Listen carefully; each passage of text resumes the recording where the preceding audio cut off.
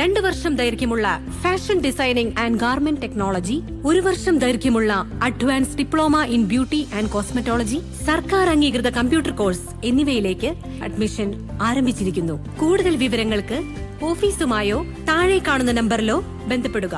മഴ പെയ്യുമെന്ന വിശ്വാസം ഇത്തവണയും യാഥാർത്ഥ്യമായി. പ്രകൃതി കനിഞ്ഞു നൽകിയ മഴയുടെ അകമ്പടിയോടെ ശാസ്താവങ്ങോട്ടുപുറം തിരുമാന്താംകുന്ന് ഭഗവതി ക്ഷേത്രത്തിലെ താലപ്പൊലി ഉത്സവത്തിന് സമാപനമായി.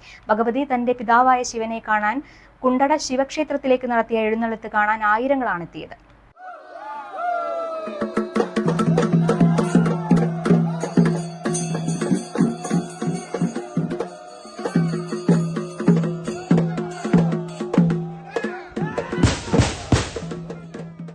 വിശ്വാസവും ആചാരപ്പെരുമയും ഒത്തുചേർന്ന നിമിഷങ്ങളായിരുന്നു ശാസ്താവങ്ങോട്ടുപുറം സാക്ഷ്യം വഹിച്ചത്. കോരിച്ചൊരിയുന്ന മഴയെ അവഗണിച്ചും ഭഗവതിയുടെ സാന്നിധ്യമറിയാൻ ജനസമുദ്രം താലപ്പൊലിപ്പറമ്പിലേക്ക് ഒഴുകിയെത്തി. രാവിലെ പറനിറപ്പ്, പന്തിരടി പൂജ എന്നിവയോടെയാണ് ഉത്സവ ചടങ്ങുകൾ ആരംഭിച്ചത്.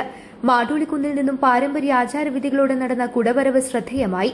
ഉച്ചയോടെ വിവിധ ഭാഗങ്ങളിൽ നിന്നുള്ള കെട്ടുകാളകളും ദേശഭൂതങ്ങളും ചെറുഘോഷയാത്രകളായി താലപ്പൊലിപ്പറമ്പിലെത്തി. പോരൂർ കുടയിലുറയുന്ന ഭഗവതിയുടെ സാന്നിധ്യവുമായി കുണ്ടട ശിവക്ഷേത്രത്തിലേക്കായിരുന്നു പ്രധാന എഴുന്നള്ളത്ത്.